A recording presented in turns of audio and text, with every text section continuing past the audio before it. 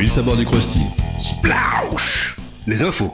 Le plaisir ce matin d'accueillir Fad Helmejati, vous êtes le directeur général de Broreg Marina, et Bouchra Lotfi, chargé de communication pour Marchika Med. Bonjour et bienvenue sur ce plateau. Bonjour, bonjour à tous. Rebonjour à tous. Donc on évoque Bonjour. depuis 3 ou 4 jours justement une occasion peut-être pour les nombreux plaisanciers présents sur ce salon d'aller découvrir ou redécouvrir le littoral atlantique et la côte méditerranéenne avec 2 destinations que vous êtes venus nous présenter, 2 belles marinas. Je propose qu'on commence peut-être assez logiquement en descendant du Krusty vers le sud. On va d'abord tomber sur la façade atlantique et une escale donc Fad sur le port, la marina de Broreg Marina. Oui, donc je représente Broreg Marina, mais qui fait partie d'un grand groupe qui est l'agence d'aménagement de la vallée du Broreg, qui doit aménager une vallée de 6000 hectares entre la ville de Rabat et la ville de Salé. Donc cette agence a déjà construit un pont, un tunnel, a installé un tramway et elle avait commencé par le port de plaisance de Marina Broreg. Et aujourd'hui, donc, elle continue, elle va construire un théâtre, etc. On verra défiler les diapositives pour représenter ces différents travaux. On ne se situe pas toujours très bien la position de la capitale du Maroc. On a fait des petits quiz tout au long de ce séjour. Là. Géographiquement, vous pouvez nous repositionner un petit peu, Rabat ? Oui, Rabat se trouve au nord-ouest du Maroc, à 80 km au nord de Casablanca. Casablanca est beaucoup plus connu. Fès se trouve à 200 km à l'est, Marrakech à 350 km vers le sud. Donc ça, parce que les gens connaissent bien Marrakech, Casablanca, Fès, mais c'est vrai que Rabat est très méconnu. Les infrastructures de cette marina, Broreg Marina, donc c'est à peu près combien d'emplacements, d'anneaux ou d'emplacements de port ? La marina représente actuellement 240 anneaux. À terme, il y aura 350 anneaux. Et à 700 mètres, on aura un deuxième port de 350 anneaux aussi. Alors, l'intérêt de cette escale sur le littoral atlantique, c'est soit éventuellement pour venir un petit peu faire de cabotage entre les différents ports qui sont autour, et puis surtout une destination idéale pour faire peut-être une escale et en préparation pour une traversée de l'Atlantique. Tout à fait. Rabat est très bien situé pour les personnes qui veulent préparer leur traversée. Soit aller vers les îles Canaries, les Açores ou les Antilles. Donc la traversée. Et 80% de nos plaisanciers viennent pour ça. Parce que dès la sortie de Rabat, ils ont des alizés et des courants favorables. En ce qui concerne les démarches administratives, quand on arrive justement dans un port marocain, comment ça se passe ? Alors, c'est très simple. Dès leur arrivée, au ponton d'accueil, vous avez la base vie où il y a la police des frontières, la douane, la gendarmerie. Tout se fait sur place. Dès qu'ils arrivent, tout se fait sur leur bateau et il suffit qu'ils présentent leur passeport et les papiers du bateau. Alors, tout ce projet d'aménagement global de la vallée, et avec bien sûr le développement de la marina, ça a été piloté par une agence qui a été mise en place, qui regroupe sûrement beaucoup de compétences, et qui a inspiré également, justement, Bouchra, le développement, justement, sur plutôt la façade méditerranéenne de la vallée d'Atalayoun, c'est ça ? Oui, c'est bien ça. La cité. La cité d'Atalayoun, oui, c'est bien ça. Donc nous, on s'est inspiré du modèle du Broreg. C'est un modèle qui est très réussi. D'ailleurs, nous, c'est Marchika Med, la filiale de l'agence pour l'aménagement du site de la lagune de Marchika. Donc Marchika Med, c'est elle qui s'occupe du développement de cette cité thématique. Donc à savoir, c'est la cité d'Atalayoun, la cité des 2 mers, les vergers de Marchika, le village des pêcheurs, Marchika Sport et la ville de Nador, la nouvelle ville de Nador. Alors, tu nous représentes un petit peu mieux le projet global qui est en train de se développer autour de Talayoun ? Oui, alors l'agence pour l'aménagement du site de la lagune de Marchika, elle opère sur une superficie de 20 000 hectares, incluant le plan d'eau. Et la première cité à voir le jour, c'est la cité d'Atalayoun. Donc, c'est un projet qui s'étend sur 35 hectares et qui se trouve dans une lagune, dans une lagune de 115 km².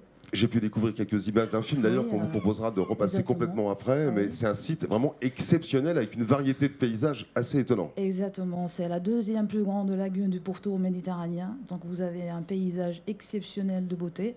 J'invite tout le monde d'ailleurs à venir nous visiter. C'est la presqu'île d'Atalayoun, elle se trouve dans la lagune de Marchika. Donc elle est séparée de la mer Méditerranéenne par un cordon dunaire de sable de 25 km naturel. Et là, on se retrouve sur la Méditerranée. Donc, on a ouvert une passe de 300 mètres donc, pour permettre aux plaisanciers d'accéder à la lagune de la Marchica. Donc, oui, voilà. Le type d'emplacement, quels sont les bateaux qui peuvent être accueillis dans une telle marina, par exemple au niveau... Sur notre port de plaisance, on peut accueillir tout type de bateau, hein, allant de 10 mètres jusqu'à 20 mètres. D'accord. Ouais. Et autour du port, les infrastructures qui vont se développer, je pense qu'il va y avoir beaucoup de centres d'accueil, hôtellerie, tourisme, loisirs, sans doute. Exactement. Donc, bien sûr, il y a notre port de plaisance qui est déjà opérationnel avec une capacité de 150 bateaux. D'accord. Et puis, bien sûr, en parallèle, il y a tout un projet immobilier qui accompagne. Donc, il y a des infrastructures hôtelières, il y a des bases nautiques, il y a des bases sportives, il y a toute une panoplie d'équipements qui accompagnent notre projet. Oui, bien Alors, en sûr. plus, là aussi, vous vous entourez de spécialistes. On le retrouvera sans doute cet après-midi, mais vous êtes venu avec aussi Saïd Benhamar, qui Exactement, travaille oui. avec vous sur le projet et le développement de toute la partie des infrastructures sportives. Ouais. Alors, la partie nautique, mais le golf également. Lui, c'est un grand sportif marocain. C'est l'un des participants de la rame Guyane, cette fameuse traversée de l'Atlantique à la rame. Ouais. Et je pense qu'on aura le plaisir de le retrouver cet après-midi, puisqu'il est parmi nous aujourd'hui aussi. Hein. D'ailleurs, qu'on salue beaucoup, hein, il est quelque part par là. C'est vraiment la vedette hein, chez nous. D'accord. Bah, écoutez, je vous remercie pour cette présentation. On va inviter le public, bien sûr, après. Alors, soit à découvrir un petit peu mieux, justement, la cité de Talayoun. Il y a un très beau film complet. Et on verra d'ailleurs sur ce film aussi tout le souci et l'approche du respect de l'environnement qui a été développé derrière le projet. On verra ça sur le film. Oui. Et puis, on invite bien sûr également le public et les visiteurs qui pourraient être intéressés par ces deux destinations marocaines. De venir rejoindre le stand du Maroc qui est installé un petit peu plus loin vers la capitainerie et où je crois vous proposez également une dégustation de pâtisserie orientale avec Asnam, me semble-t-il.